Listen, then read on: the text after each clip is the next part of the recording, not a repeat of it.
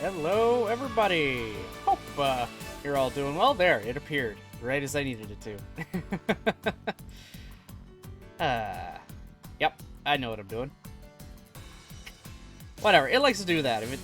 Especially because it's game capture. If it doesn't see it or no, it's window capture, sorry. This one's window capture. Sometimes it doesn't see it right away. It's like, no, it doesn't exist. And then once I kind of hover over for a sec, it's like, oh wait, it does exist. Never mind. I mean, same thing happens with fucking, game capture. All the time. Just in general. Wait, am I doing window or game capture with this? I am doing window capture. Okay, that confirms it. Look at that. Streamer doesn't know what his own stream does. Wow. How have I managed to go for nearly 3 years? Hi, Ruby. Girl, get my baby girl. Hey, Brozard, how's it going? Yeah, I'm a silly streamer. Yeah, Ruby decided to say hello and lick my arm. I don't know what's so tantalizing about my arm. I don't know, dogs are weird. How you doing, Brozard? Any minute now, Roops. You can stop any minute now. Well, I guess instead of Fruit of Grisaia, we're gonna watch Ruby lick my arm for 2 hours.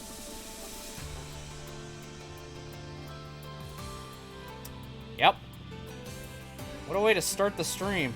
Okay, honey, gotta stop. Good girl. Go on. Go lay down. Go lay down. Doing alright? Works pick up a bit for me. Got a code for Polya close. Oh, okay. Yeah, that's the game Nichols was playing the other day, I believe. I've actually heard a lot of people saying they're excited for it. It's... How the hell do they describe it?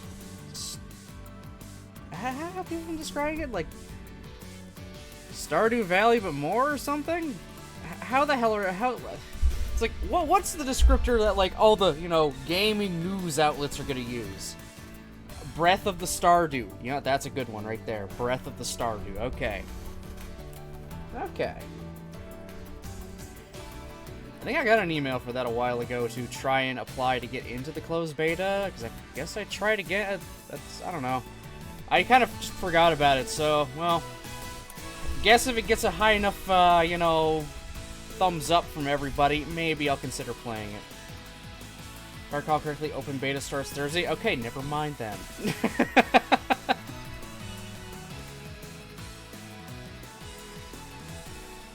I put too much ice in this.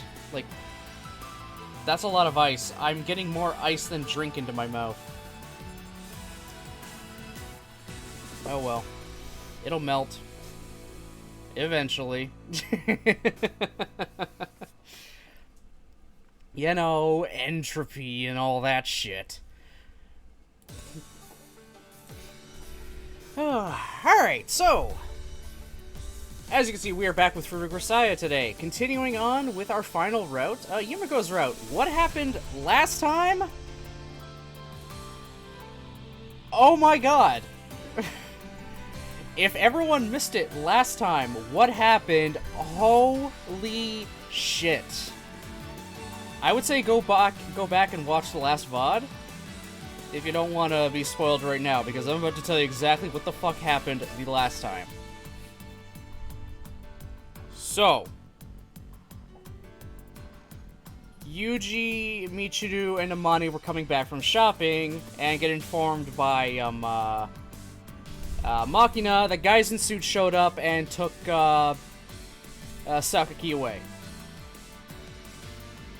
Yuji goes to try and track them down, knowing they left by car. Obviously, he wasn't going to get there on foot, and the only vehicles they had at the moment being Amane's truck and motorcycle. Yes, because, of course, the fucking motorcycle. Both were out of commission. Sachi comes back with her bicycle, so he borrows it, pedals that thing like a mad lad through a mountain road. When he just misses the exchange from car to helicopter, his next sight, first he's just ready to give up, then some dude with an accent thicker then Amane, when she goes full Kansai on Yuji, rolls up in an imported Italian sports car. Yuji manages to convince him to let him drive it, and makes that thing go 300 kilometers an hour down the fucking coastal highways to get to the airport. When he sees the helicopter's already landed at said airport, by the way, his, little passenger now is freaking the fuck out. Because he's trying to get to a party and deliver a frozen turkey as well. When he sees the helicopter's landed and figures he has nothing more he can do from there, and then when the guy mentions a frozen turkey, he's like, wait. Get in the driver's seat, you're driving. Yuji gets this man to crash through the gate of the airport runway, drive up along a currently beginning to take off private jet, and again, while going over 300 kilometers an hour, Yuji grabs the frozen turkey, stands up in the car, and chucks it into the engine intake. That happened! All of that happened! This man hucked a fucking turkey into a jet! And it worked! Yeah, going full Golden Boy. Dude. Unironically, I love Golden Boy. Me and my friends, we just binged the whole... It's short, so we binged the whole thing in, like, one night. We loved every second of it. It just... If you have not seen Golden Boy, please see Golden Boy.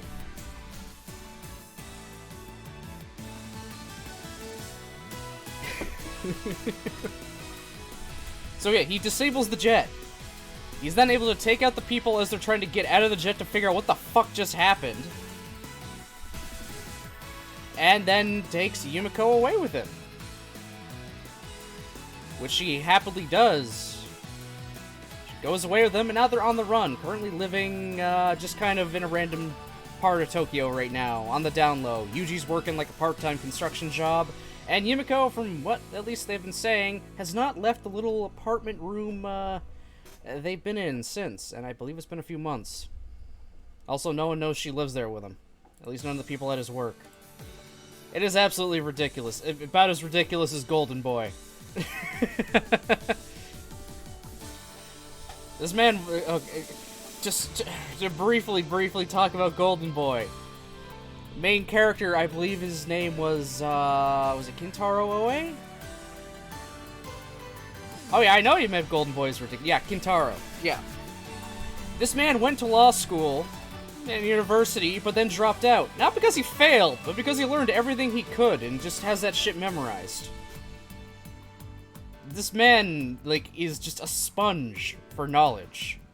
You give him a few days and he'll become well above amateur at any task. The man learned to use a computer without a computer. That was episode 1. Like, that was before the whole part of episode 1 started. He was practicing how to use a computer without a computer.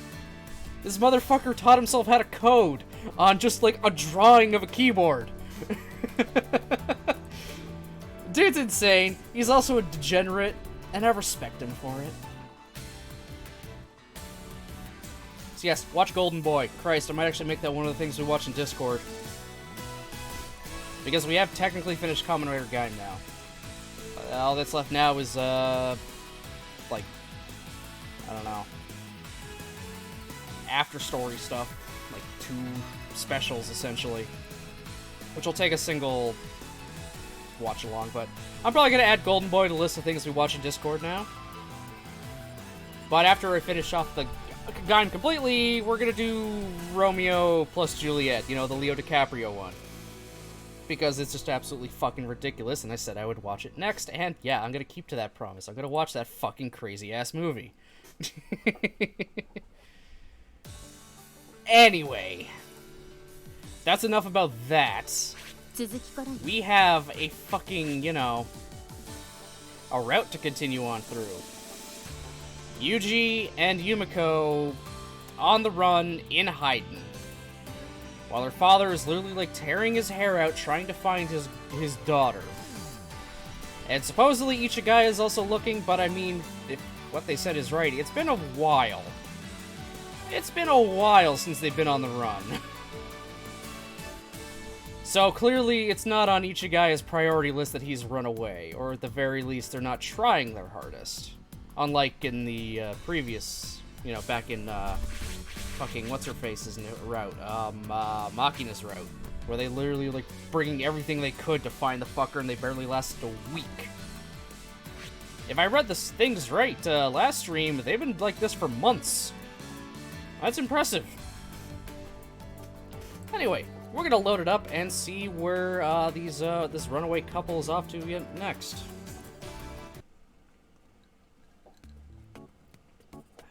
The forecast called for rain, but instead we're greeted with a clear and beautiful morning. Not that the weather outside is too much affecting our current lifestyle, especially in Yumiko's case.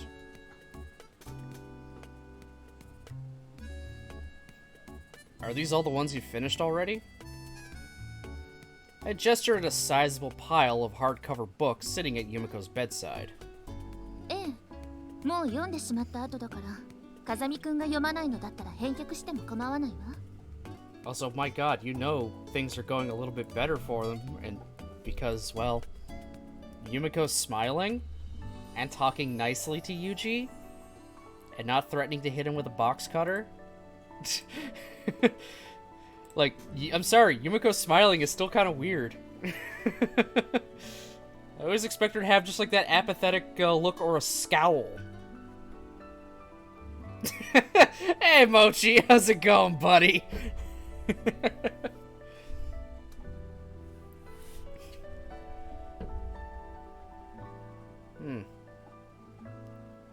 Yeah, alright. I cannot get 12,000 on this. What minigame are you playing, bruh? 何か気になることでもあったかしら。BBQ Master on Nikkei is the hardest challenge known to me. Oh my god. Why does it have minigames?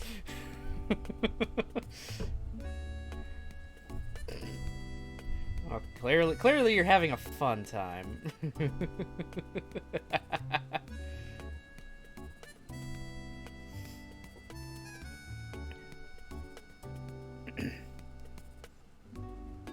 No, I was trying to remember when they're due back at the library. そう？ Yumiko is currently a fugitive of sorts. Naturally, that restricts her freedom of movement. She leaves the apartment mostly at night, when few pedestrians are around, and only when I've given her the all-clear. The vast majority of her time is spent indoors. But of course, she'd go crazy just sitting around in here all day long, so I take periodic trips to the library to borrow her large quantities of books. Good lord. Listen, man, it's hard. These bitches be wanting every goddamn ingredient on their kebab. I mean, and you're not gonna be, you know, you're not gonna be a terrible person and deny them that. They want they want that shit on their kebab. You get them that shit. Come hell or high water.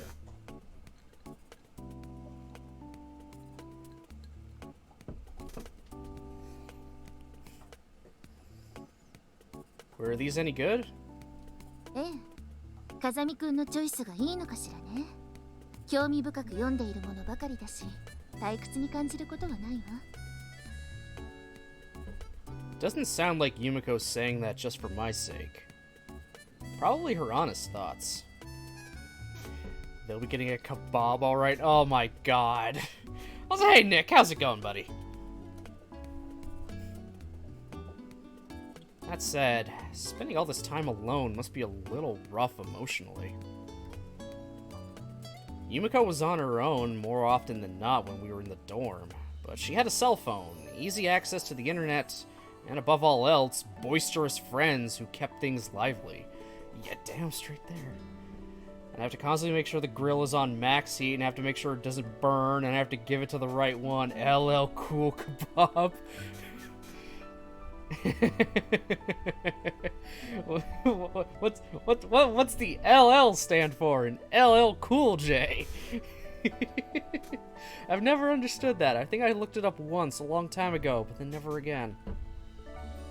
What a name, by the way. LL Cool J. Ladies love... Oh, for fuck's sakes. Wow. Okay. Ladies love cool... so ladies love Cool J. Okay. Good fuck. I was literally about to say ladies love cool kebab. No. No, kebabs are hot. You won't want a cool kebab. It defeats the purpose of a kebab. I mean, the purpose of a kebab is... Oh, it depends on your kebab. Shish kebabs, you know, just shit on a stick. I don't know what the other version of a kebab is, but I know there is. I'm mostly basing this off of fucking RuneScape of all things, where you can get a kebab. The kebab is a metaphor? Oh my god.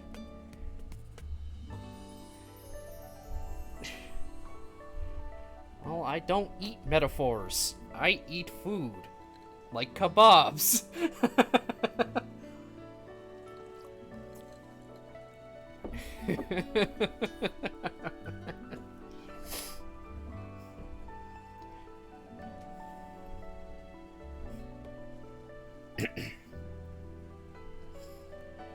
By comparison, she's only got one antisocial man for company in this cramped apartment, and he's not even around for most of the day. There aren't many chances for us to do much of anything together. Gotta start thinking about the next move pretty soon. We can't keep up this lifestyle forever. A decisive solution's going to be necessary. Not that I really know what that would look like yet. I suppose there's no choice but to cautiously observe the Sakaki family's movements and piece together a strategy. The cell phone in my breast pocket buzzes quietly only once. Ever since the kidnapping, it hasn't been doing much of that. There aren't many people who know the number. Most of them are back in Mihama Academy dorm, and I told them in no uncertain terms to not call except in outright emergency. Under these circumstances, there's only one plausible reason my phone would ring. JB. Figures. Glancing at the screen, I nod to myself and get to my feet. Yumiko doesn't know who it's from, or even that I received a message. Probably a bit disconcerting to see me get up so suddenly for no apparent reason. Yeah, just for a while. So... Lord help me, if you request shrimp, green onion, meat, rice one more time, I will eat your heart. But you're gonna put it on the grill first, right? Right? You're not just gonna eat that shit raw, you gotta put that heart in the grill.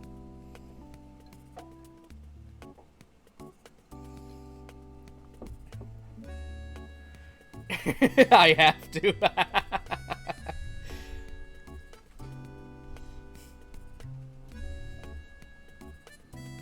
Even so, at times like these, Yumiko never asks where I'm going or why. At least buy me dinner first. Eat your heart first, dinner later.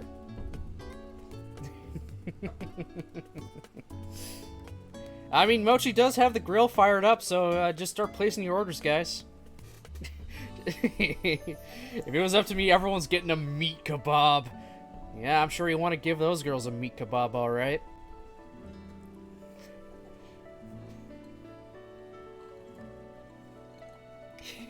Let me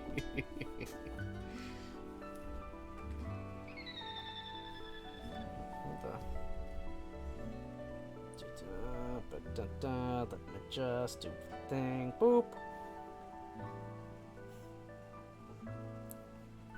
Beautiful. I am Gucci Gang.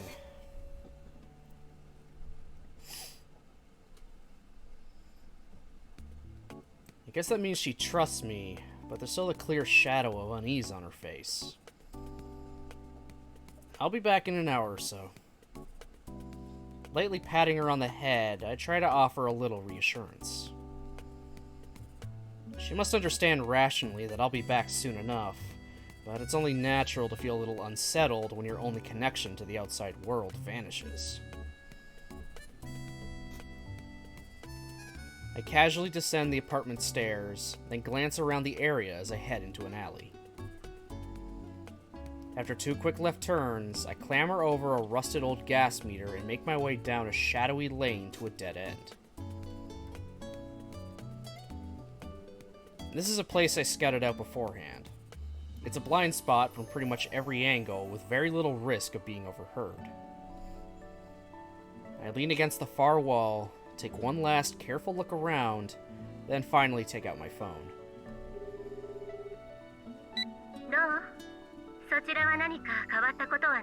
Are they literally working together on this? Did they plan this shit? If they did, JB, you just earned mega props.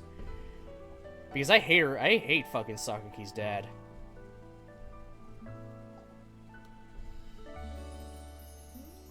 JB's voice hasn't changed much since our escape. Same businesslike tone as always. There's an oddly upbeat song playing in the background, though. Sounds like she's got her mini component stereo on. Not exactly thriving, but we at least have our health.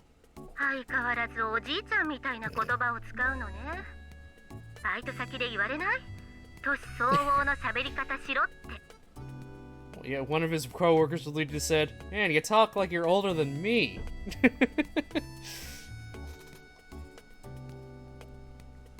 When did Ishigaya start investing in mind-reading research?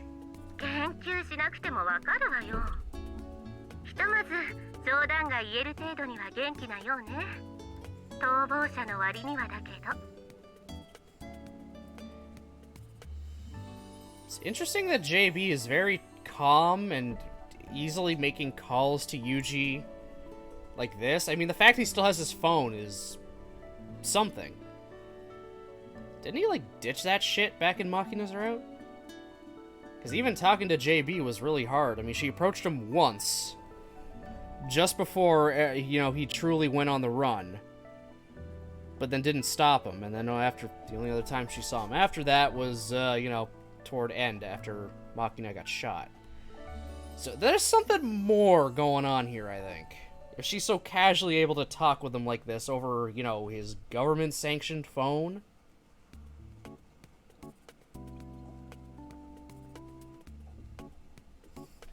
There's got to be something more. Because Machina Route really kind of hammered in that JB is someone that won't take risks and is very by the book. So she wouldn't really do something like this, just allow him to continually be a fugitive if she can easily contact him and know where he is. Presumably.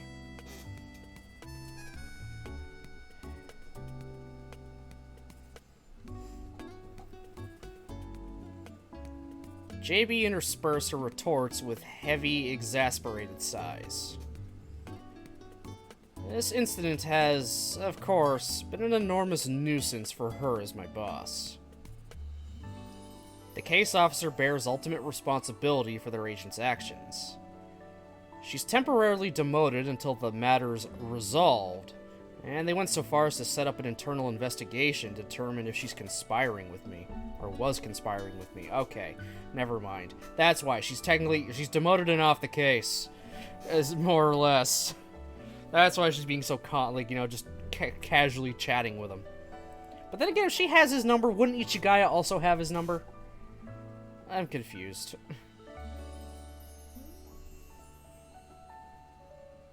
In the end, they decided I acted alone and cleared JB's name. That's the only reason she's even able to talk to me like this. Okay, whatever. Never mind. She's back to her old job then. Fuck.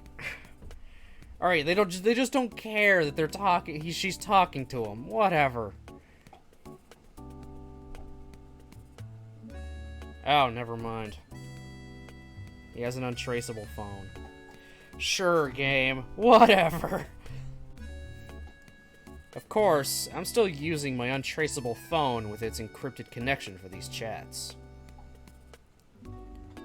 To be honest, a few hours of groveling at her feet wouldn't really cut it at this point, but there's no point worrying about paying her back until I stop running up the tab. Yeah, guess I'm starting to get the hang of this manual labor thing. Anyway, to what do I owe the pleasure? いつも通りよ。風見雄二への説得。いつまでもこんなことを続けていても仕方ないんだから、早く投稿しなさい。それが身のためよ。A tempting suggestion, but unfortunately, I'm otherwise engaged at the moment. Should have made your offer earlier. あら、今でも変更は可能よ。キャンセルの手続きは私がしてあげるわ。Sorry, but I'm not a big fan of changing horses midstream. Let's drop the subject, shall we?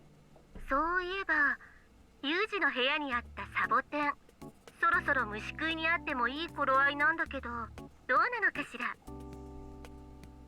Huh? あら、どうしたの？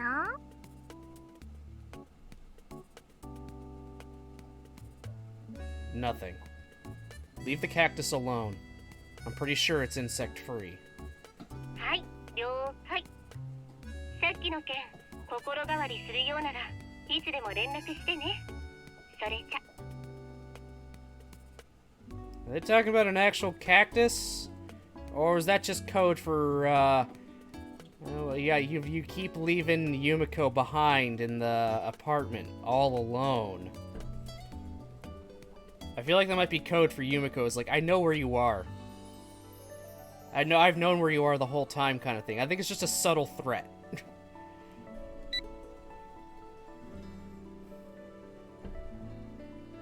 JB promptly hangs up on me in typically efficient style. I flip the cell phone shut. No movements at present, eh? The main meaning of that formulaic conversation lay in the music playing in the background. We have a simple system where the genre of songs communicates some basic information. Today, it was a bossa nova Hawaiian beat arrangement, meaning Ichigaya's search is continuing with no apparent progress. No immediate threats, but we can't let our guard down. Now that her name's been cleared, she's probably no longer under surveillance, but JB is a straight-laced military type with a powerful respect for authority. She's not capable of casually leaking me detailed information. So instead, she gives me small hints using this sort of indirect method. I really am due for one hell of a marathon groveling session when this is all over.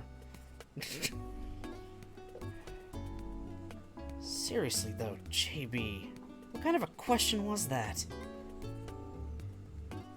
Her casual query about my cactus at the end there took me by surprise. I've never owned such a plant in my life. It was a clear reference to the prickly individual currently sharing my room. And as for worm-eaten, that should probably go without saying. Oh, is it just meaning you guys are fucking? They're probably fucking. Whatever. Well, guess it wouldn't be too strange to interpret it that way. Whatever the circumstances may be, I'm a man, and Yumiko's a woman. We ran away hand in hand. We're living together. It's not hard to see why someone might imagine something along those lines. Yeah, no shit. For a woman of JB's age and personality, it probably seems like a natural assumption to make. Still, the fact of the matter is nothing's happened between us. It's questionable whether Yumiko's interested in being eaten by anyone, or more fundamentally, I don't have a clear sense of how she feels about me. And more fundamentally, yeah, okay. Bro, she's into you, I can tell you that right now. Like, she is fucking into you. And I'm probably, in this stream, you're gonna be into fucking her. Ha ha ha.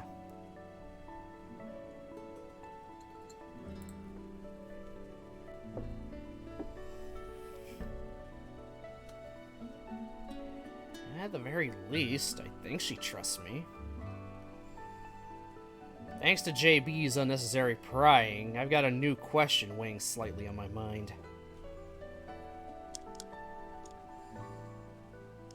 The room's silent, except for the irregular clacking of our chopsticks. Yumiko's never been the type to chatter on and on while she eats. In fact, she seems to make an effort to be as quiet as possible at the table. Probably has something to do with that good breeding of hers. I tend not to talk too much during meals myself, but today my silence is deliberate. In other words, instead of trying to make conversation, I'm focusing my thoughts on the matter from this afternoon. What exactly does Yumiko think of me? It's like something a middle schooler would be worrying about. That said, considering our very intimate living circumstances, the presence or absence of romantic feelings is a serious matter. If I jump to a mistaken conclusion, I could end up making Yumiko deeply uncomfortable in the one refuge she has left. I need to proceed very carefully. Still, guess it couldn't hurt to ask. I mean, yeah, as awkward as that's gonna be, asking is probably your best, but it's like, is there anything, like, just be straight with them. Just be straight up, and so they know, and no guessing, all that, just, you know, be truthful. It's like, are you into me, am I into you, yes, no, okay, we can move on with ourselves now.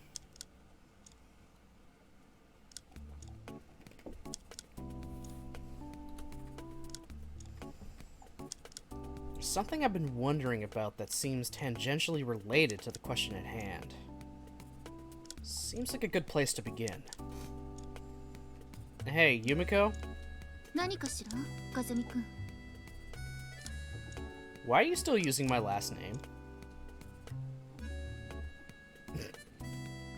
Yumiko's chopsticks stop dead midair, her pupils shrinking suddenly inside wide-open eyes.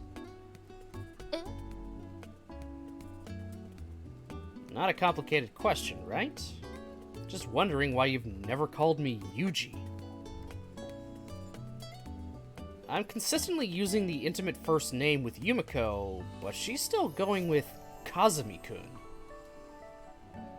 Is that an implicit signal not to try and get any closer? Does it have some other meaning? Knowing that might give me an answer to the more sensitive question I've been pondering. Unfortunately, Yumiko appears to have frozen solid.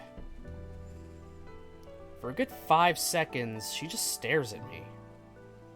Finally, as if remembering to move, she begins to flop her mouth slightly open and close like a goldfish.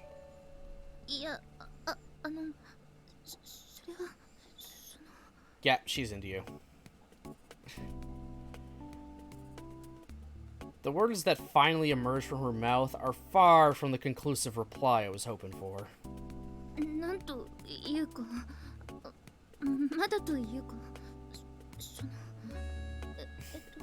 Oh my god. Staring down at her omelet as she pokes it with her chopsticks, she mumbles vague non-answers.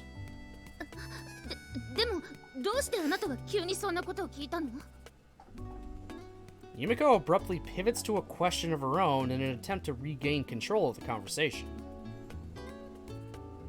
Being honest with her at this point would probably be a mistake. No reason in particular. Just a little curious. What's wrong? Are you expecting something else? She was. Ah, there's the Ice Queen.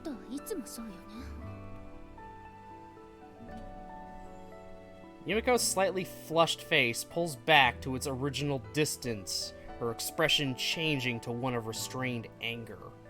Yep, that's the Yumiko we remember. The omelet she was fiddling with has been thoroughly dissected into a few miserable yellow chunks. And in the end, I didn't even get an answer to my question.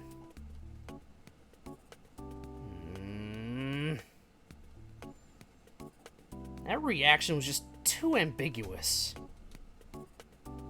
From one angle, it looks like Yumiko is actively hiding romantic feelings for me. But you could also interpret it as an attempt to deflect my interest. To be perfectly honest, I'm not the most perceptive man alive when it comes to these matters. Analyzing Yumiko's feelings based off that conversation is far beyond my meager capabilities. Quietly slurping down my miso soup, I glance over at the young woman in question. She still got an irritable expression on her face. I don't quite understand the thought process, but if she's displeased with me for trying to upset the status quo, I guess she isn't interested for the moment.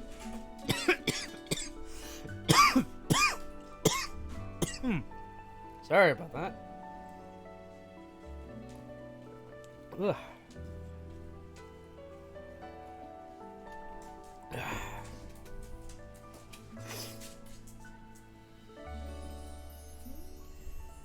That night, even after turning out the lights and slipping under my blanket, I couldn't manage to fall asleep.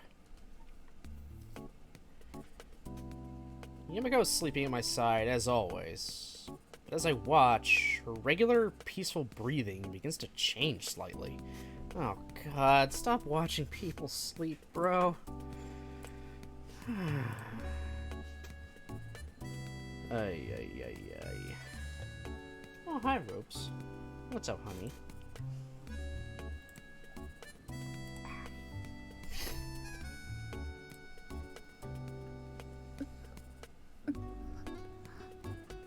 What in the hell? Aha. Yeah, those are words.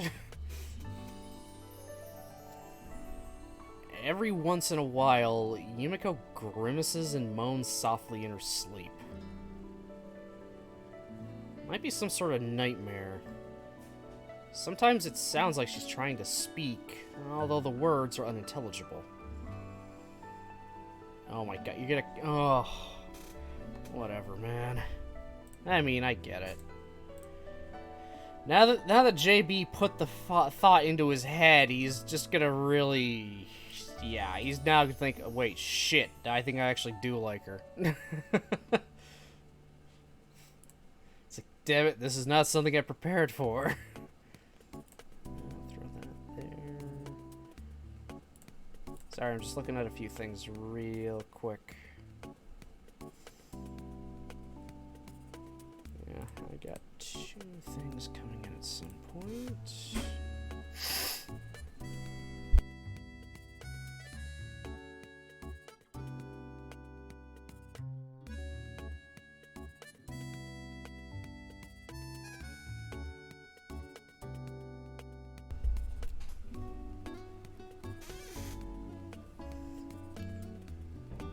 Don't worry, Yumiko. Where's the... Damn it, not on the screen yet. There we are. I gently touch her forehead, then stroke my hand up through her hair.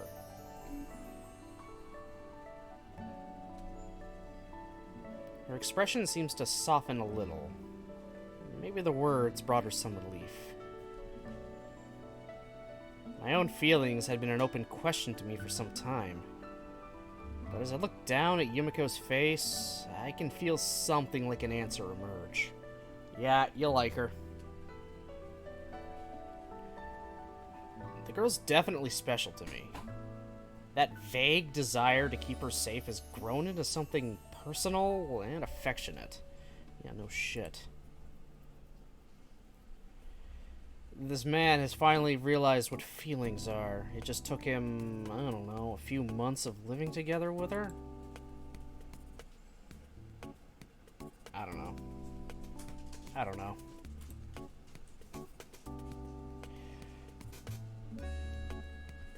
Oh, oh my god, Mochi. Fuck, man.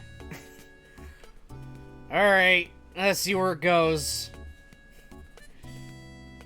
That doesn't mean I'm gonna push her to return my feelings. Answering them or ignoring them is just one of the many freedoms Yumiko's finally managed to gain. JB's malicious provocation nearly drove me astray, but originally I hadn't even considered the possibility of making a move. Still, who knows what might happen down the road. If the two of us stay together, I'll probably get an answer to these feelings eventually. I want to put an end to this fugitive lifestyle as soon as possible, but there's no need for us to rush when it comes to figuring out our relationship. We trust each other. That should be enough for now. But not long thereafter, events took an abrupt and somewhat unexpected turn. Human beings don't act on the basis of reason alone. Soon, I would gain a new appreciation for that undeniable fact. Oh, Lord. Oh, no. Oh, Lord. Oh, no. Well, it's the Steam version. We safe. Desires are a natural part of life. Putting aside the basic cravings for food, sleep, and excretion that helps keep us alive, there's a whole range of secondary urges that are at least possible to endure. Sexual desire is often called the strongest among these. As a fairly typical example of the male gender, I've got a fair amount of lust to go around myself. Oh my god. Casanova.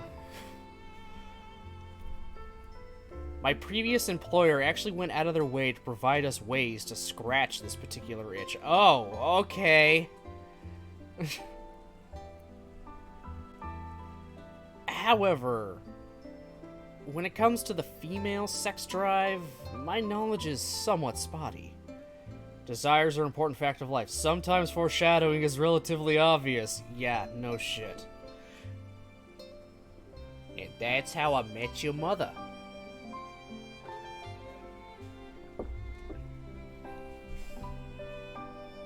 It's long been said that men and women experience the sexual urges that begin with puberty in very different ways. And I've interacted with a number of females who seem, at a glance, completely lacking in such desires. Sakaki Yumiko would be one such case in point. We've been living in one room for months now, spreading out our bedding only a few feet away from each other. But nonetheless, she's given every indication of viewing me as part of the furniture, rather than a member of the opposite sex.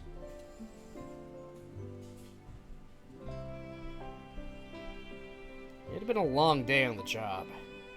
After dinner, I went to bed a little earlier than usual. Yumiko didn't have anything in particular to do either, so she climbed into her futon at the same time, and soon fell quietly asleep.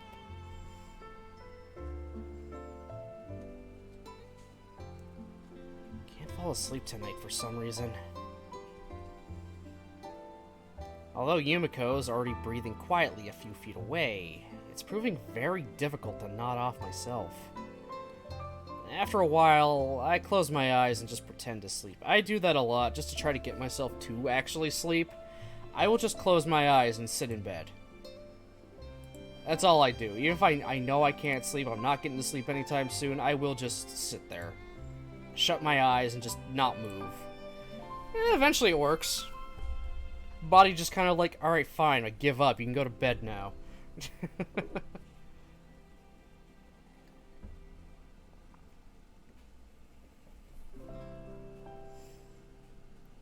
There wasn't really any thought behind that.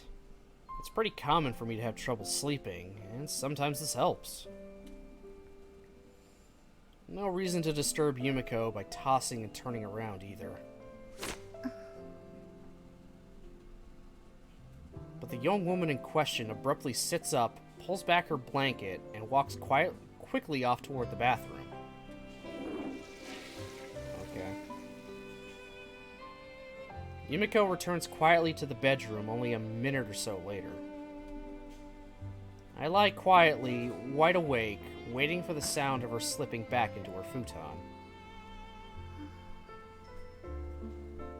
She's gonna slip into Yuji's futon, isn't she? She's gonna slip into Yuji's futon, isn't she? Which doesn't seem to be happening. What's this? For some reason, Yumiko doesn't seem too eager to get back into bed. I open one eye just a crack. She's standing expressionless in between our futons, staring fixedly down at me.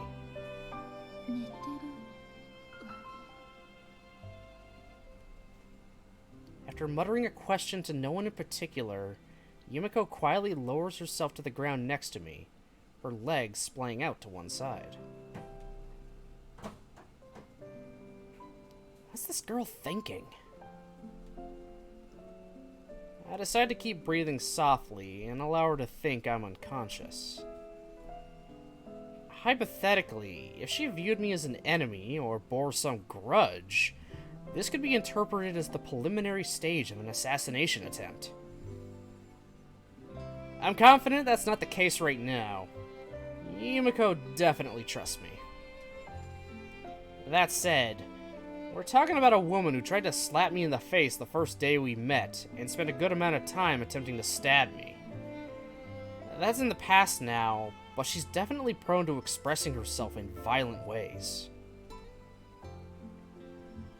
Just to be on the safe side, I focus my attention on Yumiko without opening my eyes, and wait alertly for her next movement. However, what comes next takes me completely by surprise.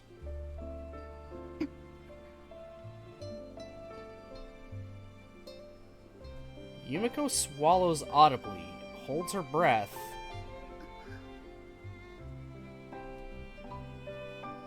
and something supple touches my lips. Ayo?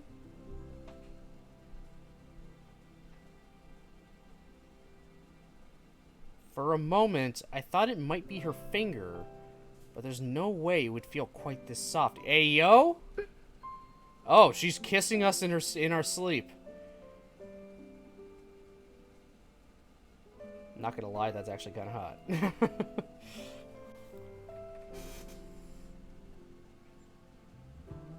The instant I feel her breath on my nose, I realize that she's pressing her lips against mine.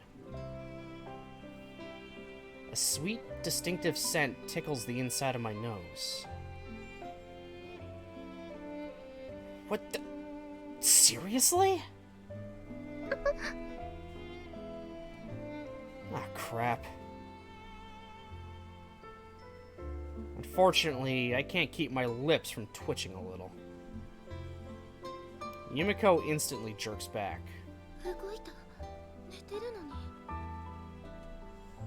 Yumiko stares down at me in an expression of absolute shock.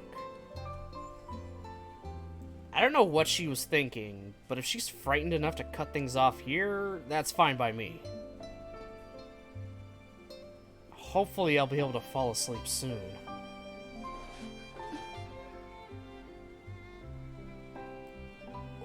What? Again? Once again, Yumiko presses her mouth against mine. Oh my god.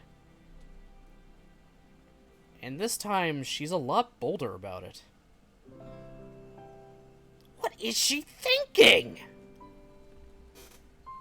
Considering how things have been up until now, this is just incomprehensible. I mean, if this were, say, a Mane... Hehe, look at Yuji sleeping all peacefully. brace yourself. Big sis is gonna make sure you have some real nice dreams. Oh my god. Remember, kids, while this is romantic in Grisaia, kissing people in their sleep is a crime IRL. Don't do that. Yeah. Yeah, don't do that unless, you know, unless you've already been given express permission beforehand to do that. Unless you've, you know, been given express permission beforehand by your partner, don't do that. This is awkward. As hot as it might be, it's awkward.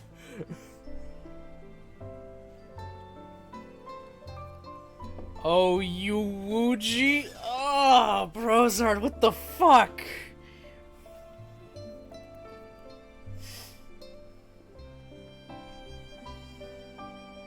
What, Nick? You haven't thought about a beautiful woman kissing you in your sleep? Am I the only one? Shit. Ignore everything I just said.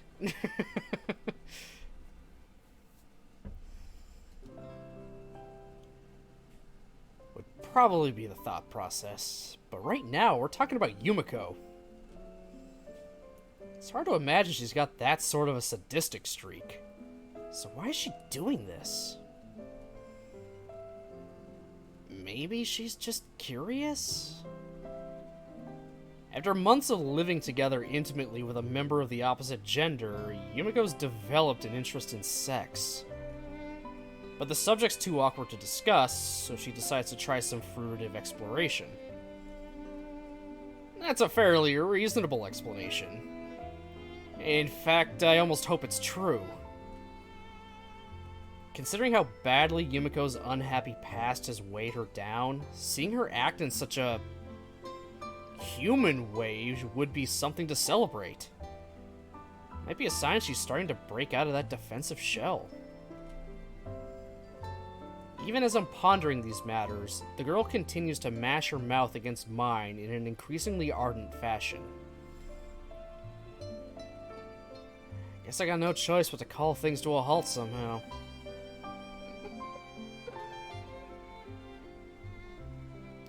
Yumiko presumably believes I'm asleep and oblivious, but keeping up that charade at this point might give her the wrong idea.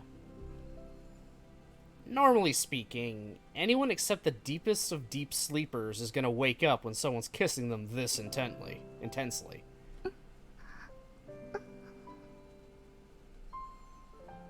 Feel bad about interrupting, but for her sake and mine, the girl needs to learn that she's playing with fire. In order to defend my dignity, educate Yumiko, and prevent any unfortunate physical reactions, I reluctantly take action. Cut it out. Turning my face away from Yumiko, I forcibly tear our lips apart. Flinching with shock, Yumiko jumps away from me. Her eyes open to perfect circles as it finally dawns on her that she's taken things too far. Her mouth's trembling uncontrollably. It's a truly pitiful spectacle. She looks down at me with an uncharacteristic expression of absolute cowed terror, waiting to see how I'll respond to discovering her misdeed. Cut it out, Julia. That's it. Pretend you're having a dream. Good. Cool. Also, now you're slandering JB. Son of a bitch. Using every ounce of acting ability I possess, I continue mumbling in a sleep-addled voice. Seriously, Julia. Save it for when we're awake, alright? I repeat the name clearly to make sure Yumiko catches it.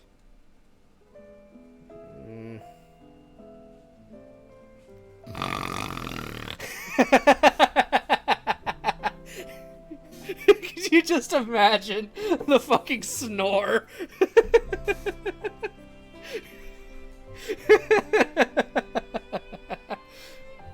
I bet that caught a bunch of you by surprise.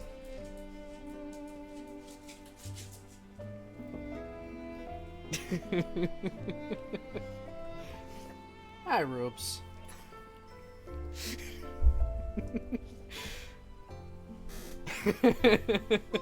God, I have to watch the VOD later so you see how that came out on the mic.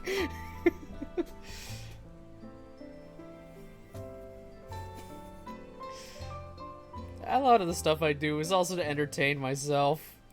It caught Ruby a surprise, that's for sure. No, she just came running. It's like, noise? Playtime? That's her. Honey, stop licking my arm. My goodness. Questionable snore noise. Oh, hey, Nevermore. How's it going?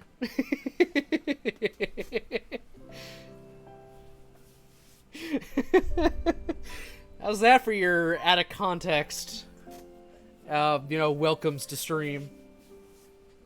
Go lie down, Ruby. Ruby. God damn it, Brozart. Stop with the ooh-woos. Enough with the ooh-woos, speak. Ugh.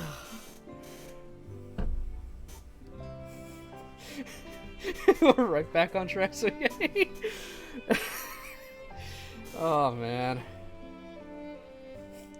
I had to. I see Z's. I had to do this. I had to do a snore. I had no choice. The game forced my hand.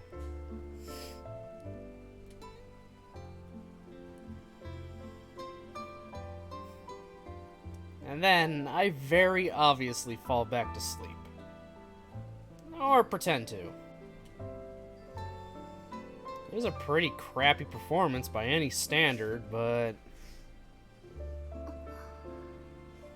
Xbox record that, oh my god. Oh my fucking god.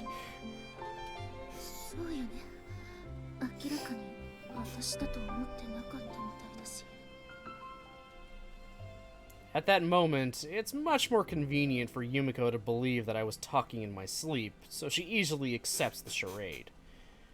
Starting to feel too welcome. No questionable noises. Heck, I didn't get any out of context. I may have had to unfollow. Well, there you go. You gotta snore.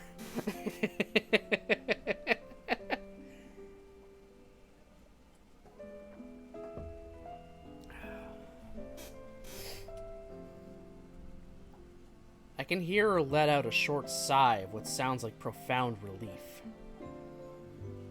It's obvious how shaken up she was by the experience. I can't help feeling a little guilty. But still, I had no idea Yumiko was interested in this sort of thing. Once again, I reflect on her sudden lapse of judgment. How's the story going with this character? It's going okay so far. It's slow. Thanks to his oh, sorry. 30-second ad break. I'll answer in a second. I think it's 30 seconds.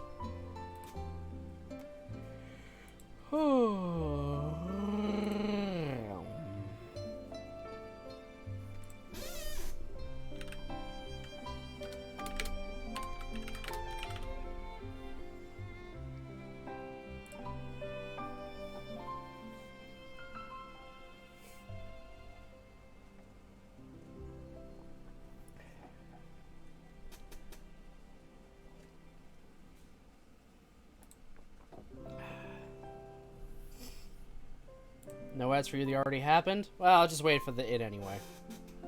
It's just 30 seconds. It's not 3 minutes anymore.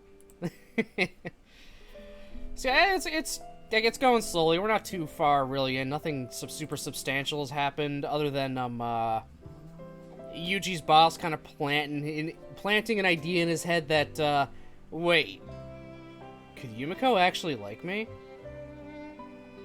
Could she want sex or something? She want this to be romantic? I mean, we've been living together for literally months. And then she, goes and does this, kisses him in his sleep. Presumed sleep. Which, again, well, the hot, don't do it unless you have, the express permission of your partner. She wants some fuck. Oh my god. We know what's gonna happen. They're gonna be doing the sideways tango.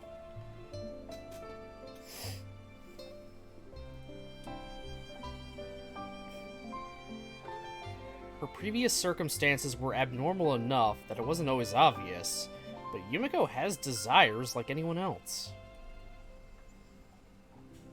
Guess it might be time to think about her needs as well. I think this warrants a slight change in the status quo. Tomorrow, I'll find the right moment and bring up the matter openly. No more indirect nosing around. It's a rather... no, an extremely dangerous gamble, but I also stand to gain a clear answer to that unresolved question from a few days ago.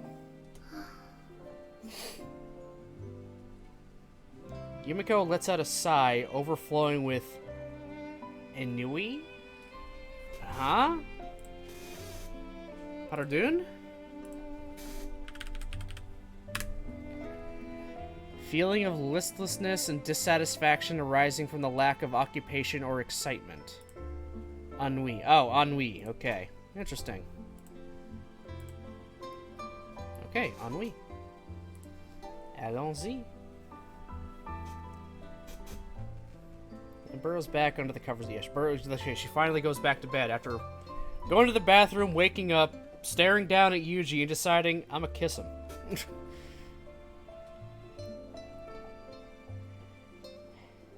Sorry, Yumiko. And while I'm at it, sorry, Julia. With a few words of apology to my roommate and the long-suffering superior I just slandered unjustly, I returned once again to my feigned sleep.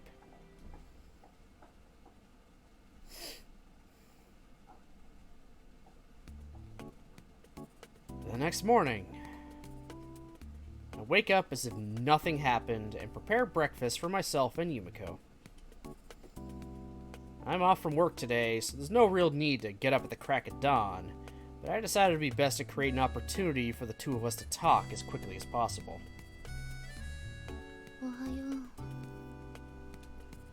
Hey.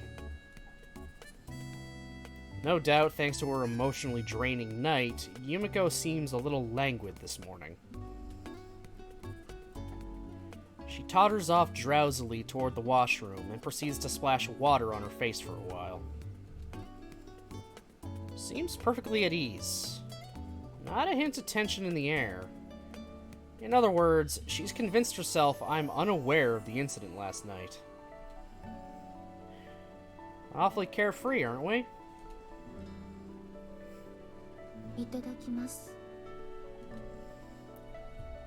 Let's eat. No, you gotta say rub-a-dub-dub, thanks for the grub.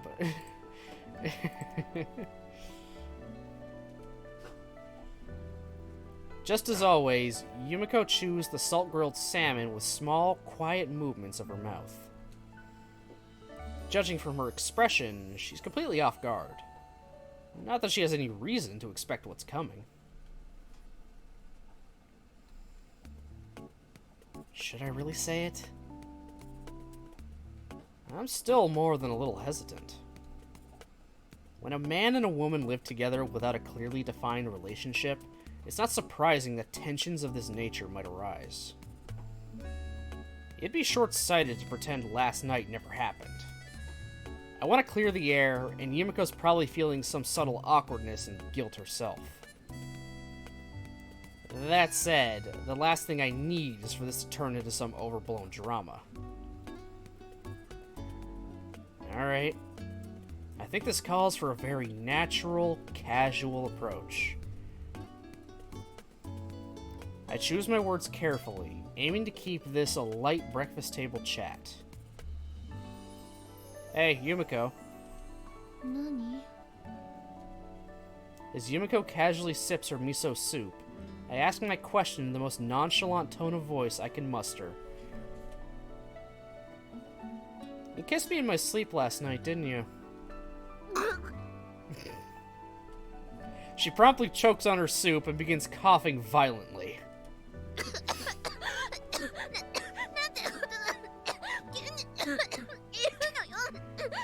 Man, I could actually hear the strain in her voice from the coughing, from just how hard she was doing it. You think maybe she deliberately, like, choked on some water just to get that effect? If she did, that's damn good method acting. Really, I mean, the voice acting in this is always so good. Honestly, the VAs deserve a lot of praise.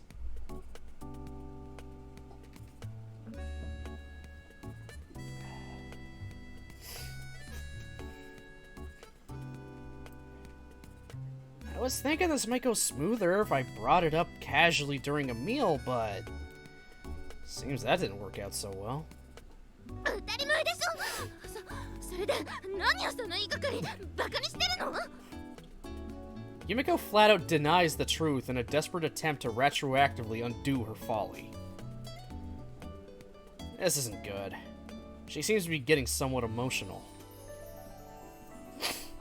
But since I broached the subject, I can't allow her to squirm out of the discussion. Stealing my nerves, I push bluntly forward. Sorry, but I was awake the whole time. 何よ？してないって言ってるでしょ。 A little after 11 last night, wasn't it? Lasted about 10 or 15 minutes after you came back from the bathroom. だからその Oh my god. Yumiko quickly falters under my skeptical gaze. したわよ。 And in a deeply mortified voice, she finally owns up to her misdeed. したわよ、確かに。でもそれはそのあなたが呼吸してないような気がして。 Oh my god. それで心配して確認のために顔を近づけたらその Completely flustered, she begins babbling incoherently. I'm tempted to ask if her conception of CPR is limited to repeatedly kissing someone, but this probably isn't the time to be mocking the girl. Yeah, finally, for once, you fucking get it. Jeez. This guy. This fucking guy. I just can't with him sometimes. I stare at Yumiko straight in the eyes, then gravely lower my head in apology. My apologies for not realizing sooner. That's a good way to run out of breath, actually. Oh my god, Brozard. Is this the same girl with the asshole dad? Yep. Yep, it is. Wait, were you there for last stream Nevermore when we played this? Did you see everything that happened? I can't remember if you were there or not. I mean, it's only been like 2 days, but still, the goldfish memory sometimes.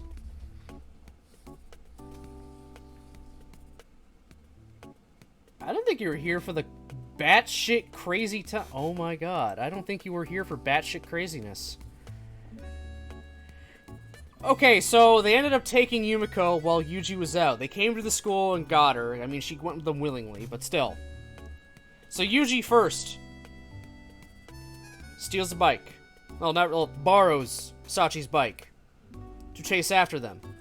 Going through a mountain trail to try to, you know, cut down the distance and maybe get a little bit of time ahead of them. That fails because they transfer into a helicopter. Guy comes around with a flashy, imported Italian sports car. Yuji acquires it with the dude still sitting in the passenger seat and, like, just guns it at top speed down the frickin' coastline to follow this helicopter to the airport, where the helicopter lands before he gets there. I'm not even done, Nevermore. Just when Yuji's ready to give up and the guy's like, can I just have my car back? I gotta get that turkey to that party I'm going to. Yuji then asks him, is that a frozen turkey? And when he answers yes, he tells him, get in the passenger seat, get in the driver's seat. And then just go. So Yuji's in the passenger seat. This dude is now, like, got pedal to the floor in his sports car, going alongside the plane. And what does Yuji fucking do? picks up the frozen turkey this dude has sitting in the back seat, stands up in the car, and chucks it into the engine intake of the jet. All while going over 300k, like 300 kilometers an hour. Disables the fucking jet because, you know, a fucking frozen turkey is lodged in the engine now. And gets Yumiko to come with him. That was like a good hour and a half of that fucking insanity. From bike to sports car to hucking a turkey. I wish I'd made that shit up. I wish I could make that up. But that happened. It actually fucking happened. There's even a CG of Yuji in the back of that car holding up the frozen turkey.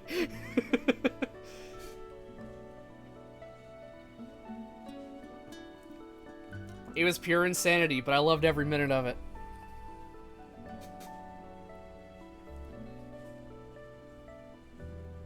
I would say just give it a rest for tonight, Mochi. You're just gonna drive yourself crazy right now. I would just say give it a rest for tonight. Tomorrow you can try again, refresh and ready to go.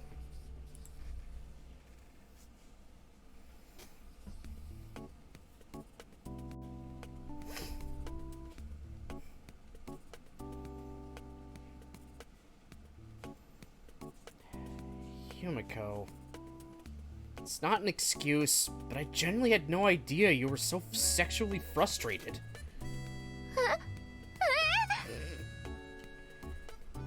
I bought into the stereotypes about women having lower libidos. Convinced myself Amane was just an exception to the rule. Waving her arms about to signal a halt, Yumiko interrupts in an agitated tone of voice.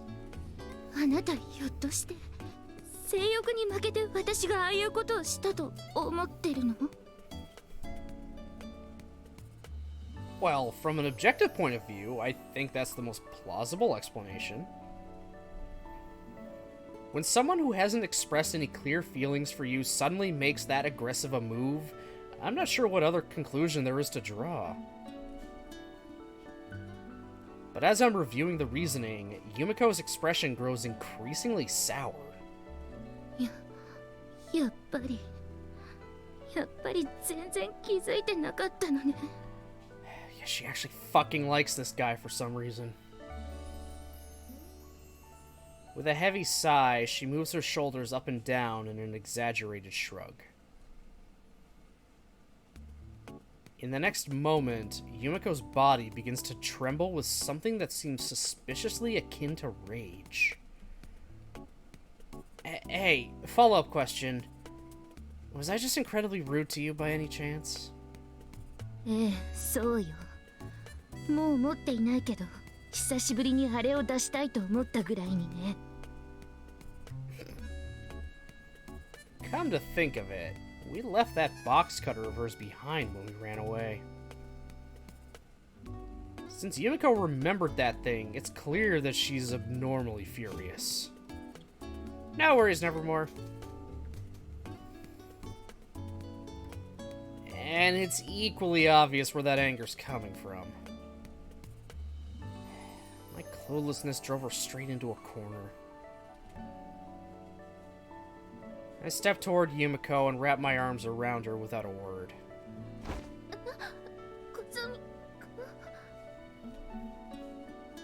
Sorry. My bad. Seriously. As I embrace her and apologize, she finally begins to settle down a little. I didn't bring this up because I wanted to mock you for having a healthy interest in the opposite sex, Yumiko.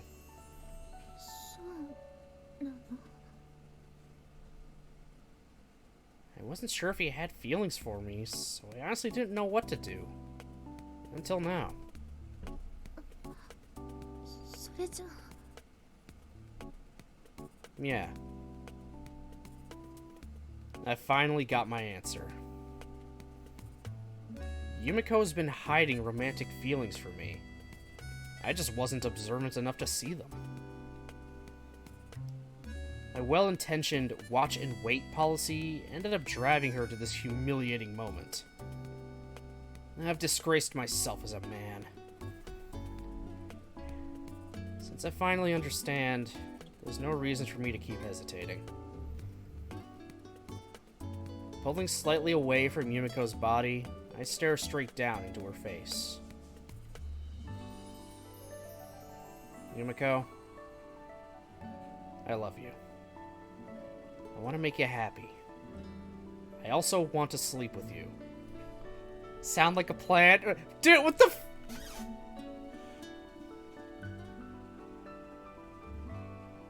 What the fuck kind of a confession is this? See what you will about YouTube, but bromance up and... yeah. But then his confession is this.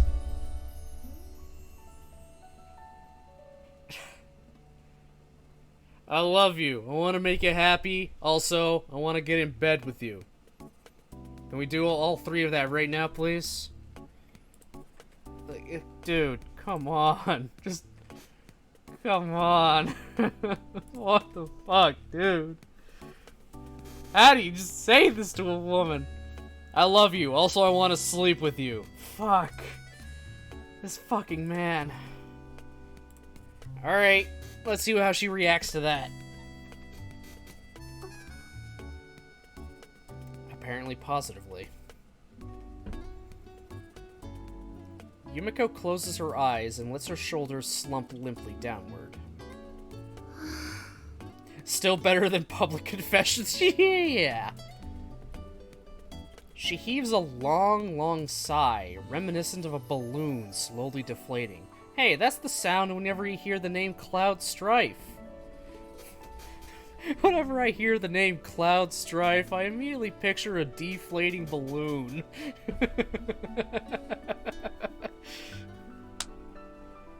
Oh, she hit him.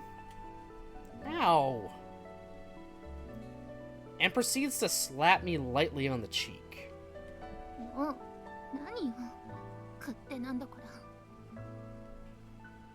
She's not crying or scowling, but there's a distinctly disgruntled expression on her face. いきなり失礼なことを言い出したかと思ったら、一転して今度は好きだ、抱きたいだなんて。無茶すぎるって自分でも思わないの？ Good question. My apologies. 本当にずるいのね。私が動くまでいつだってずっと待ってるばかりなんだから。 My sincerest apologies. だから。 Okay, she's smiling and looking off to the side. God damn it. She liked that. At last, a mildly exasperated smile spreads across Yumiko's face. 私はもうあなたしかいないの。 And she reaches out once more, this time to offer me her hand. Reinforcements approaching. Reinforcements approaching. Hey yo, hey yo, hey yo, what up, what up? I'm sorry, that just happened. Hey, thank you for the raid! How's it going? Words escape me. Don't you have another dame? Mochi's used it a few times. I'm an idiot. I'm a fucking idiot right now. I need help here. I'm sorry. Sister Faith, thank you. Okay, that's it. Bunny. Got it. That's right. I knew it was something.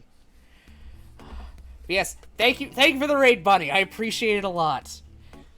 Also, welcome, Raiders. Give me your flesh, but it's the only thing I have, Golden. I can't give you the only thing I own.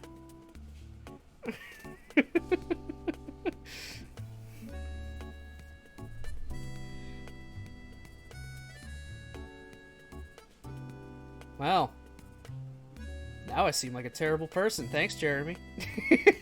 Fine, give you a $20 gift card to speed. Okay, hold on. Let me give you a shout out. So I got to do that. Of course, I'm going to for Raiders. I'm always taken aback by raids. There we go. There we go. Both things. So, welcome everyone. If you don't know who I am Baron Bananas, a variety flesh tubing streamer. Yes, I do use the term flesh tuber. I play quite a variety of things, from visual novels, RPGs. I build Gundam model kits on stream. I do a lot of stuff. Right now, we're playing Fruit of Grisaia. We're actually on the last route of the game now. Which, we still got a bit to go. Yeah, I can't look because I'm going to be playing this game too, but I wanted to raid and hope you have a great stream. Thanks, Bunny. I appreciate it. And, oh, you're playing Fate. Nice. I really need to actually play Fate.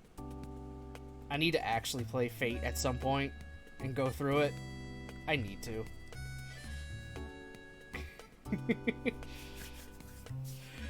So yeah, no worries if you can't actually stay. It's all good if you don't want to spoil yourself, because this is pretty late into one of the girls' routes.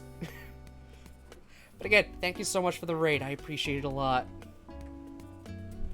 Yes, I am here and queer. Support that all the way. What the hell? I just got like a double knockety knock here.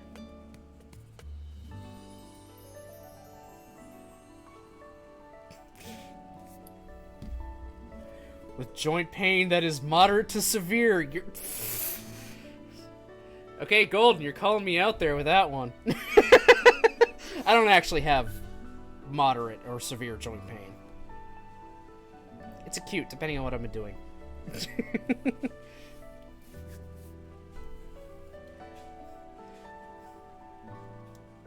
So I think I missed a message somewhere from Jeremy. Flesh tuber is hilarious. Some people consider it cringe, but I don't care. I find flesh tuber funny, so I just throw it on there. Even if I know Golden's always goes, ew, flesh. I know, gross, and it's actual skin. Ugh.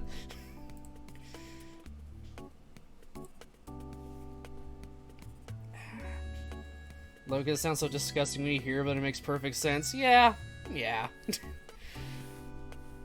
I honestly do have it there mostly as just kind of a joke. But I think it's fine. At this point, there's no reason for me to ever take it away. It's gonna forever stay there. Yeah, Baron Bananas, your local flesh tuber.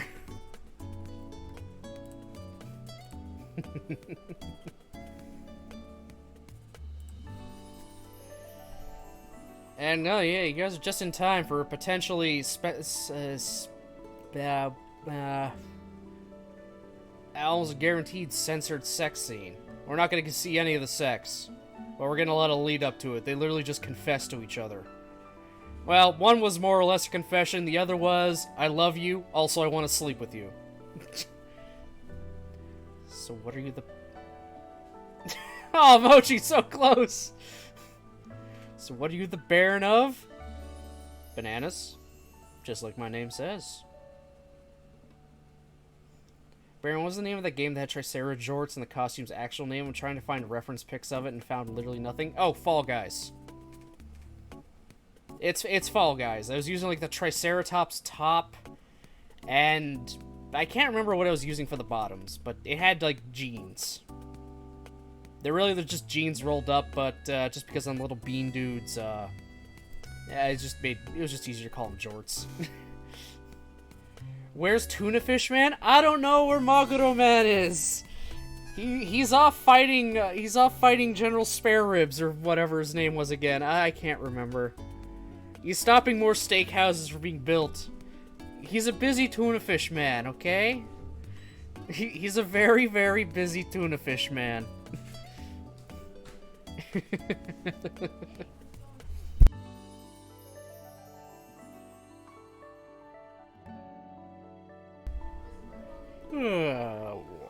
Alright, let's see where this takes us. I take it gently and pull her body forward to lean against mine. いいわよ。どうしたらいいのかわからないけど、風見くんになら。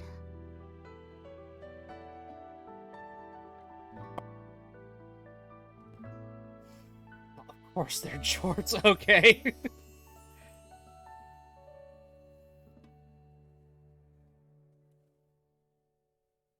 Right. I feel the weight once again. Compared to when she's standing normally, holding Yumiko's slender body in my arms like this makes her seem extremely small. But inside that body, she's carrying all the loneliness of her past and uncertainty of her present. The more I think about it, the more absurdly heavy she feels. I'm ready for this. I wouldn't have been living with her in the first place if I wasn't. Still, I'm crossing a very serious line here. All the more so, given her situation. Okay, then. Relax, and leave everything to me. This music is very Wii eShop, given the intensity of what's going on. Yeah, I don't know what, this is like just the standard, music. Not the more intimate sounding music, which is strange. This is just the normal, like, one of the normal day-to-days. Oh well.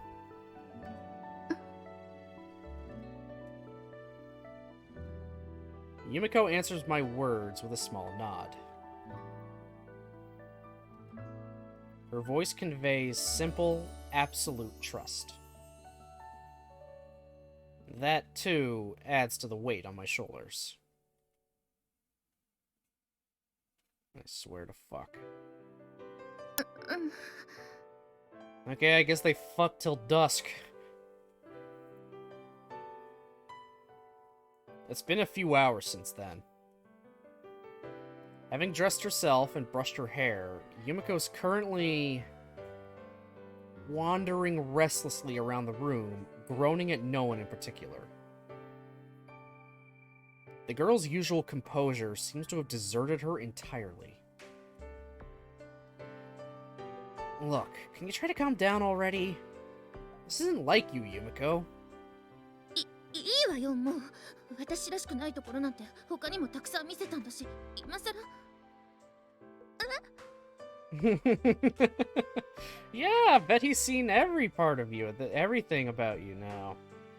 Everything. 何言ってるのよ、私は。Having dug her own grave and then buried herself in it, Yumiko laments loudly. It's a pretty charming spectacle, but at this rate, I don't know if she'll ever get a hold of herself. Alright, maybe this'll help you settle down a little? Do you have H scenes being skipped by setting? It's the Steam version, so they just don't exist in this version of it. They don't have, the Steam version doesn't have any of the actual H scenes. In a surprising thing, though, the Steam version actually has some exclusive CGs that replace a few of them.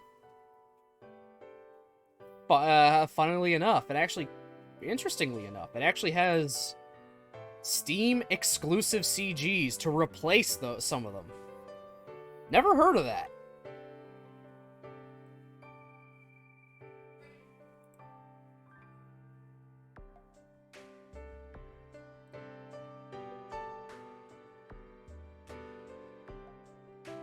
Hey, Big, how's it going? Welcome on in. You're saying they made new CGs that aren't 18 plus? Yeah, they made a few. They edited some of the other ones, like some of the actual 18 plus ones, to cover them up a bit more. Which, honestly, I think that's actually kind of insane. It's pretty cool. And I think people have done mods so they can add the Steam exclusive CGs in along with the regular H scenes, so you get the full experience. Also, you're asking where's Machina? I can answer that question really easy.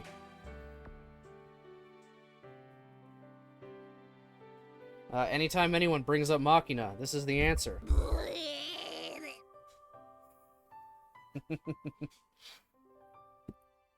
That's just the Machina. That's just the Machina button.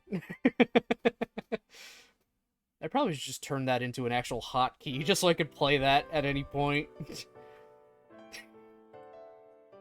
they give him sweaters? Give who sweaters? Also, I need to hear what Yumiko said again of this. This was just a what? What the fuck is this? She became a monkey there for a second?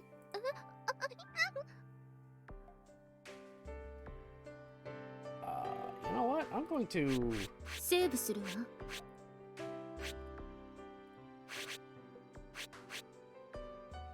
I am keeping that save right there. Because I'm going to make that a sound alert as well. Because, oh my god, how could I not? So I'm going to do that later after stream. Turn all the music off and just have that. Yep, thanks for the follow, Big. Appreciate it. One more time. What the fucking Christ was that?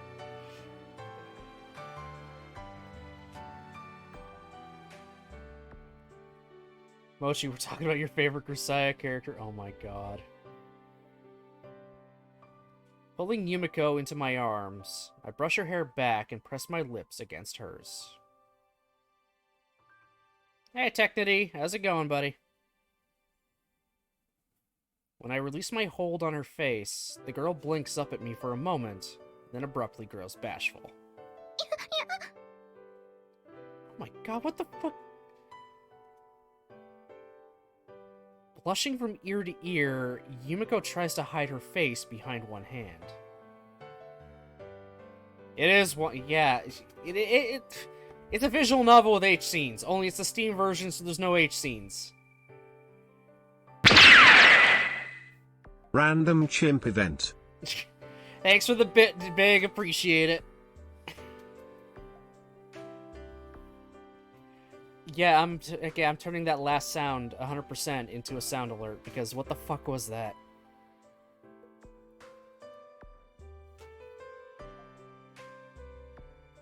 I'm not exactly the world's foremost connoisseur of cuteness, but this transformation is just too extreme. The sugar rush leaves me a little dizzy. 本当にあなたと Yes, you guys fucked. Get over it. Steam no fun, shake my head. It is what it is. Again, as I was saying earlier, they actually put in a few Steam exclusive CGs to replace them. A few spots with them. But you don't hear something like that. Yeah, it's going pretty good. How are you?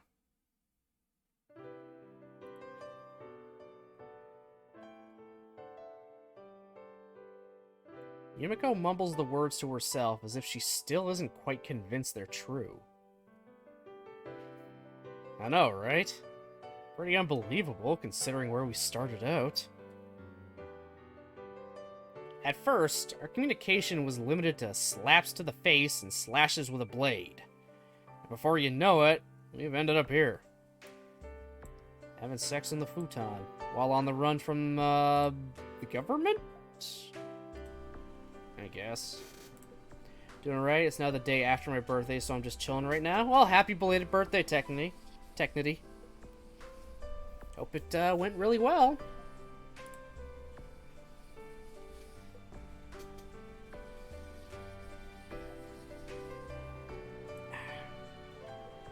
Stiff everywhere right now.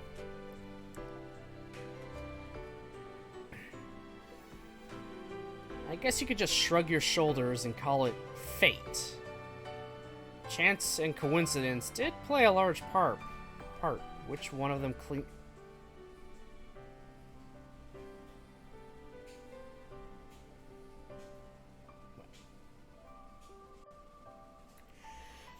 I am confused by both of you right now. What are you but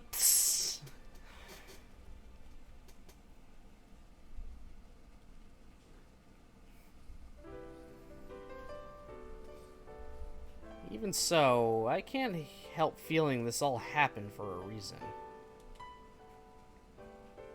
Hey, Yumiko? 何風見くん Oh my god. I hug Yumiko again, much more tightly than before, and stroke one hand slowly down through her long hair. Let me say it again. I'm gonna keep you safe, no matter what. That's a promise.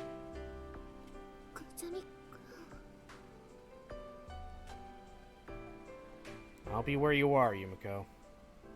I won't leave you alone. Sakaki Yumiko was always on her own. Always isolated. Gaining something new after all that time alone was bewildering. When the fog cleared and she realized what she wanted, it almost frightened her. She didn't know what to do. And that's why I need to make this crystal clear. I'm right here. I'm not just to protect you, but to be with you.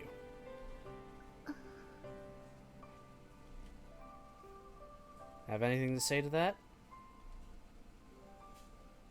A slightly apologetic expression flits across Yumiko's face. But as she looks up at me, it fades into a small smile.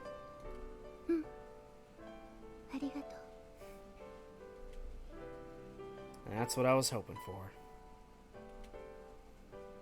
There's no need for apologies anymore. The only thing Yumiko and I need to give each other now is gratitude. Alright then. Now that we have that settled, let's fix that Kazumi-kun of yours immediately. You heard me. It'd be pretty damn weird to keep calling me by my last name at this point, don't you think?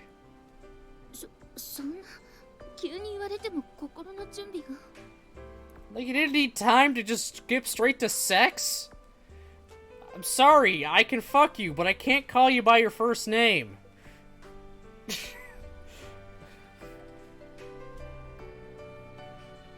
And how long is that gonna take?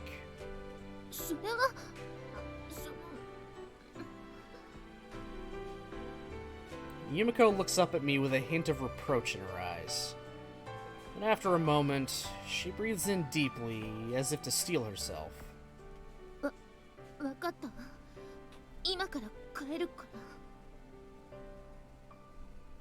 Okay then, let's hear it.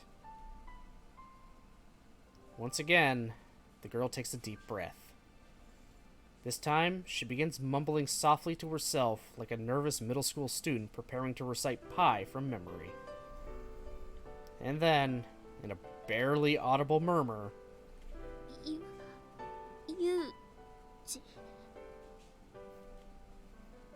the instant the word squeaks out of Yumiko's mouth, her face appears to burst into flame.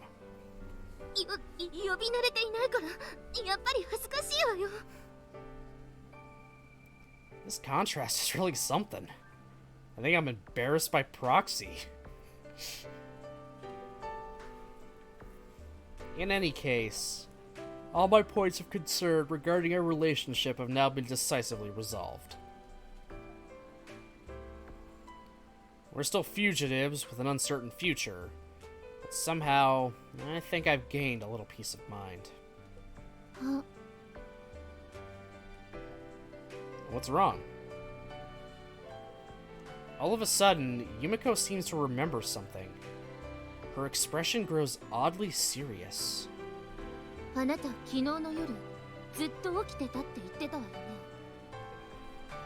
You're just remembering that little bit of information right now, hours after you've already fucked.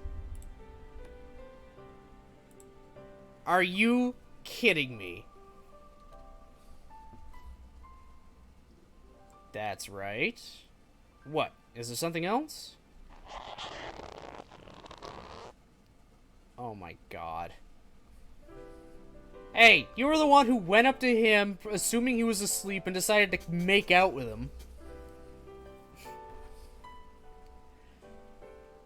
Before I can even finish the sentence, Yumiko's thin fingers dig into my arm in a vicious pinch.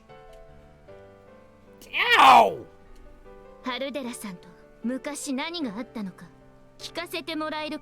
Oh my god.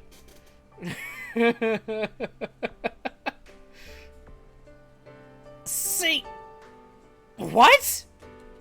そうでないとあんなことはとっさには言えないはずよ。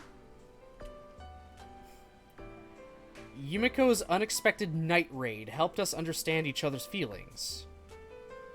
It was a truly fortunate event. In that respect. But from that day on, I found myself sitting on my heels in penance every afternoon, enduring interrogations into my previous romantic career. Oh my god. Oh, now we get to catch up with Fuckface? 以上が各更新上探偵事務所よりの報告となります。調査の範囲を関東一円から東海、近畿地方にまで広げていますが、依然として手がかりになるような報告はありません。現在、さらに手を尽くすように各所連絡は取っております。他に何かありますでしょうか。首にしろ。は？何ヶ月もかけて手がかり一つつかめないような役立たずなどいらん。首だ。いくら金をかけても構わんから、今度はちゃんとあの二人を見つけられるような腕利きに頼め。わかったな。はい、失礼します。Well then. Michiaki ain't too happy, and I'm glad he's upset. Fuck this guy. もう半年か。聞くまでもないが、そちらの調査で何か進展はあったのかね。 Okay, when they said months, I was not expecting 6 months. いいえ、申し訳ありません。手がかりは何も。自分たちの飼い犬にもかかわらず情けないことだ。こうもあっさりと逃げられては、裏であなた方が手を引いているのかと疑いたくもなる。社長、それについてはもう。信用できる内部調査の結果、ハルデラさんへの疑いはなくなったそうだからな。Okay, he's the fucking mega asshole. 他に何かあるかね。 You have a very punchable face. How's that? すでに風見裕二、由美子さんの両名とも所持していた携帯電話は破棄されています。今後仮に向こうから連絡を取ろうとした場合、公衆電話からかけることが考えられます。着信があった場合は大阪支社からか。失礼する。今取り込み中だ。後で。なんだと？ダメでしたで済む問題か。先方の自宅の前で土下座して粘れ。意地でも確約を得てこい。あのタヌキをこちらに引き込んでおかなければ今の体制ごと崩されるぞ。はあ？頭と金は使え。何のために財布を渡していると思っている。もっと動け。着信にはご注意ください。では私はこれで失礼します。何か言いたそうだな。Again, you have a very punchable face, sir. いえ、何も。どうも最近総会を前にして私の周りに不穏な動きがあってね。裏で何か動いても無駄だよ。こちらだってバカじゃない。変な動きをすればすぐにわかる。And we should care why. I mean, yeah, you get your buddy Major General in charge of them now, but that can change in an instant. You're just a dude who owns a fucking railway. That's it. You own a railway. That's all you have to your fucking name. You're not that much of a big shot. 何のことでしょうか。白を切るつもりならそれでいい。ただあまり目立つようだとこちらからも動くということだけは覚えておいた。 What the fuck are you talking about now? 失礼します。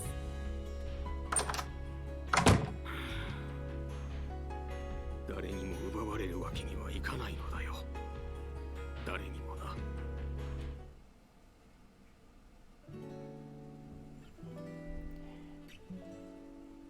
Not sure how many times I need to say this before you get the message. I'm not planning to give myself up. そう、残念ね。Once again, JB and I engage in our regularly scheduled, rigidly formulaic conversation. She has classical music playing in the background today. The volume seems just slightly louder than usual. There's no immediate danger approaching, but a good deal of caution is warranted. A comparatively calm state of affairs. Of course, it's never wise to feel completely at ease when you're on the run. But the lack of urgent problems does soften the psychological pressure a bit. 最近はどうなの？ちゃんと食事はしているの？生活は荒れていない？ Yeah, no problems worth mentioning. Sounds like a conversation between a college student in the big city and his anxious helicopter mom. And again, I guess I'm something of a pseudo-son to JB, so there's nothing inherently strange about her worrying about me. It's just more than a little comical under the circumstances. Of course, it's also a necessary part of our carefully choreographed give and take of information, but still. That reminds me.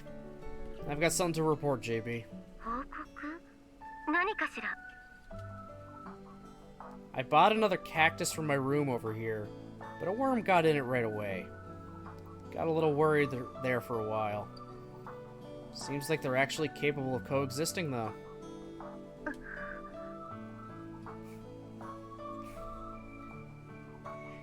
He literally just told her, yeah, we did it. We fucked. This mad lad. He's telling his boss / mom and friend, yeah, I finally had sex. I did it.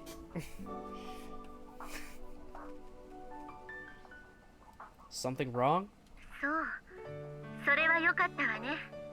自然なことだと思うわ。 Yeah. I borrowed JB's metaphor to inform her of recent developments. Not really the sort of thing I need to go out of my way to report, but there's no reason to hide it either.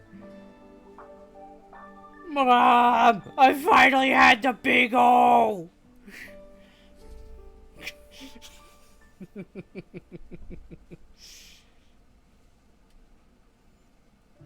Even now, the cactus in question is no doubt waiting eagerly for the return of its worm. Oh my god. ユージ、切る前に一つだけいいかしら。 Yeah? What? 共存はいいことだけど、トゲには気をつけることね。サボテンに刺す意思はなくても、もともといびつなものだということを忘れないで。Yawning. That's some way to talk about the poor plant. 経緯を知っているからこそよ。まさか忘れていないとは思うけど、あなたは逃亡者なんだから、それを夢忘れないように。それじゃ。I'm aware. Thanks. The two of us have connected in the midst of a strange and unstable situation. It's going to be very difficult to maintain this peaceful balance for much longer. But for the moment, for Yumiko's sake and mine, I don't want her to be too conscious of that. Change is constant and ever-present. Time moves us forward whether we like it or not. We bump into people, unpredictable external factors that knock us off course. Our thoughts, our environment, our place in the world, even our ideology, everything shifts. I didn't do anything!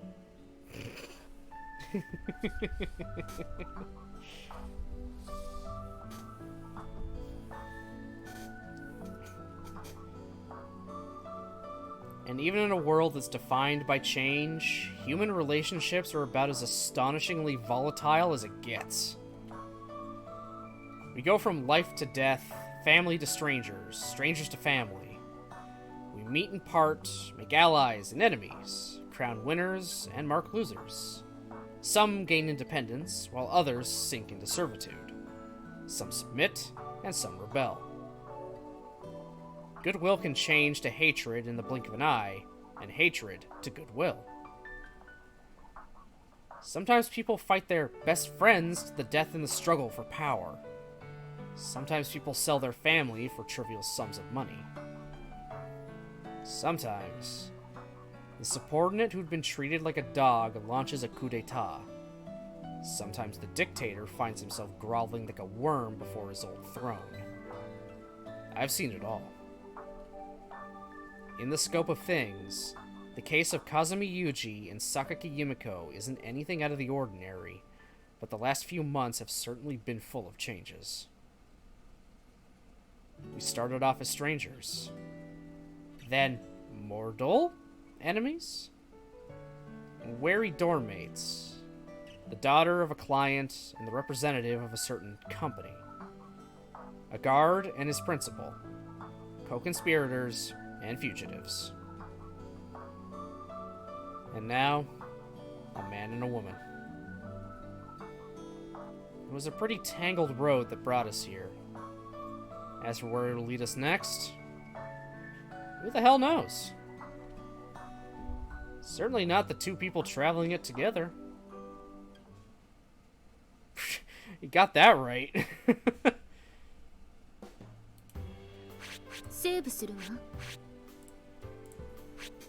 That is staying until I get that sound bite in it, because damn it, that's just too good.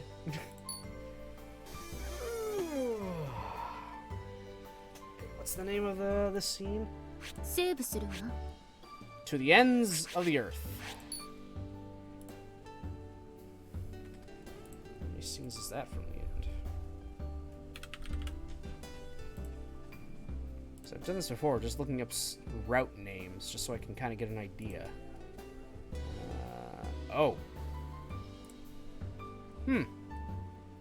Considering where that is, I'm actually going to leave it here for today.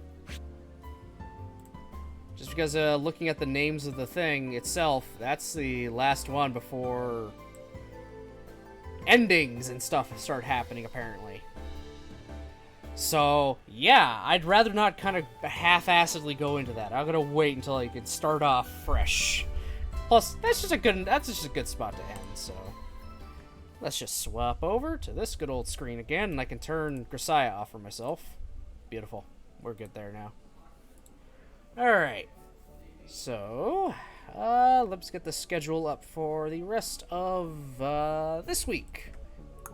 There we go. There. So, we just had Fruit Grisaia today. Tomorrow, and actually Monday all the way till Wednesday, we have some more SD Gundam G Generation Genesis in the morning. We're getting back to the game finally. Gonna play through some of those side stories. See what that brings us. Good old Gundam action. Tactical action. Regardless, I've been waiting for this. I've been waiting for it. It's going to be very interesting. Some of these side stories, I don't really know what happens in a lot of them. I don't know too much about the wider, bigger scope of the Universal Century. I know about the main stuff and the main anime adaptations that they've done, or just the anime in general. But some of these side stories either didn't get an anime, or they're game exclusive, or manga exclusive, and I got no knowledge on those. So this will be something. We're all gonna kind of see something new, so that's gonna be pretty fun. And I get to bring the good old A-Team back from the just sitting there waiting. They're just like okay, when are we gonna be here again and do stuff? Eventually.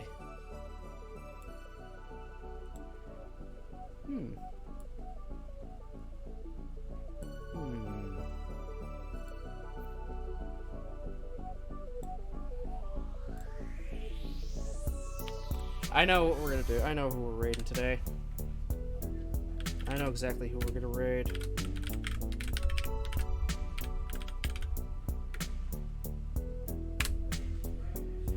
Okay. We're gonna rate Ginger Snap Cyrus. She's the one who made my emotes. She's a VTuber I've been watching for quite a while now. And she's doing a Gunpla building stream, so how could I not rate her? How could I not? She's also one of the larger-ish YouTuber, like just streamers in general that I feel comfortable rating every now and again. Just because. Just because I just feel somewhat comfortable. So, you can use either of those if you wish. I wish I had something more specific I could use, but that's okay. So, thank you, everyone, for watching, commenting, lurking. Thank you again, Big, for the follow and the bit, and thank you again, Bunny, for the raid. Appreciate it a lot. So, I hope everyone has themselves a great rest of their night, and let's send some love off to Ginger.